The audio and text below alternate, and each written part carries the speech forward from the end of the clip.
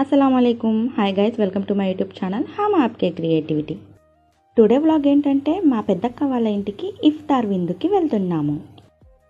ఎక్కడో కాదు, కొండపల్లిలో thermal power plant, Kondapalli ఖిల్లా, ఈ మధ్య ఫెర్రీ కూడా మంచి ప్లేసెస్ అన్నమాట. ఇక్కడ వీళ్ళ మార్కెట్లో అప్పుడే మామిడికాయలు కూడా వచ్చేసాయి.